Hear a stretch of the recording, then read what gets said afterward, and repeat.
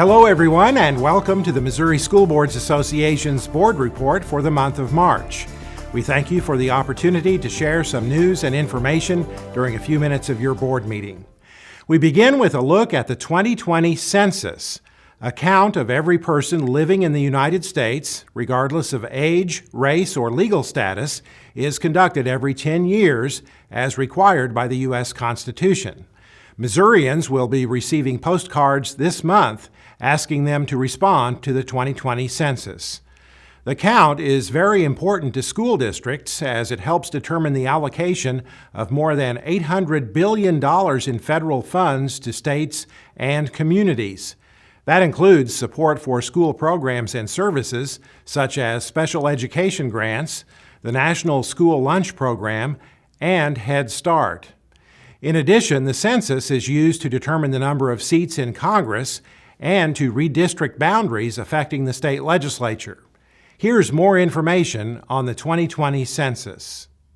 We have so much to gain by responding to the 2020 census. That's because the federal funding we get depends on how many of us respond. Funding for paving roads and building bridges, for books and meals for students, and for making sure our hospitals and healthcare centers have what they need to care for our families, friends, and neighbors. Because here's the thing, for every adult and every child that doesn't respond, we lose $1,300 each year. More census responses mean more money for our communities. Respond to the 2020 census, because Missouri counts. The U.S. Census Bureau estimates nearly 1 million children were not counted in the 2010 census. Children not counted in the census can impact a community for at least 10 years. For school leaders, accurate information supports school districts in planning for funds and resources needed to provide every student with a high-quality education. Census Day is April 1st. For more information, visit the Missouri 2020 Census website. More than 200 school board members and administrators traveled to Jefferson City last month to participate in MSBA's 2020 Legislative Forum, Advocating for Children. The event featured remarks from Education Commissioner Margie Van Dieven, along with several breakout sessions on current legislative issues and tips on effective advocacy with state legislators. A panel discussion with legislators, including the new chair of the Senate Education Committee, Senator Cindy O'Laughlin of Shelbina, featured a lively discussion on the issue of charter school expansion. One of the panelists, State Representative Kathy Swan of Cape Girardeau, said current state laws governing charter schools need to be revisited. We have a 20-year patchwork system of statutes regarding our charter school problem.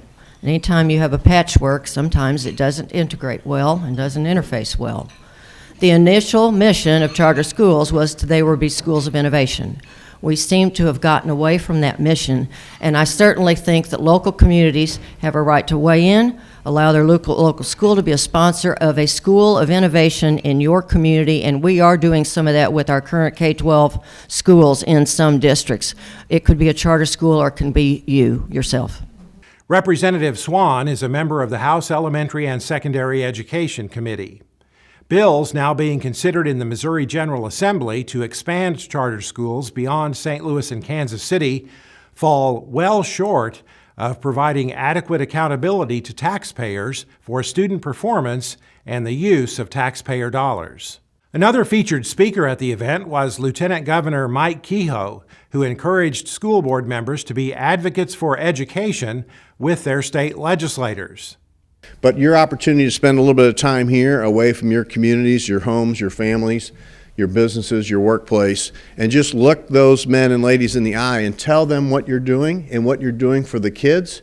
I'm just telling you, this is a great opportunity for you. And don't discount the impact that has, because they'll hear from plenty of professionals throughout the year, but hearing from real people the folks who put their name on the ballot, who ran for the school boards, who are actually putting the time in as community leaders to make a difference in kids' lives.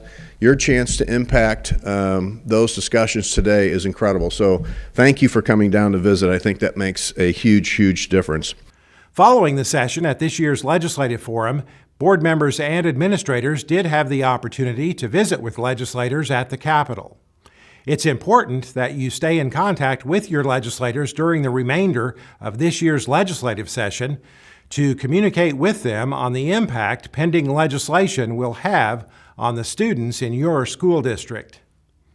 Once again this year, MSBA invited students from school districts throughout the state to participate in a student showcase at the Capitol, where they were able to talk about innovative programs in their school districts with school board members, administrators, state legislators, and other state leaders. We thank all the students who participated in this year's Student Showcase. MSBA will be hosting another Student Showcase during this fall's annual conference in Kansas City. MSBA spring regional meetings are coming up in April and May. A meeting is held in each of MSBA's 17 regions in the state, and it's a great opportunity to network with your colleagues from your area of the state and to share ideas. Topics for this year's spring regional meetings vary by region, and you can find out more about your regional meeting and register for the meeting by visiting the MSBA website. That's it for this month's edition of the MSBA Board Report. Thanks for allowing us to have some time at your board meeting, and so long from Columbia.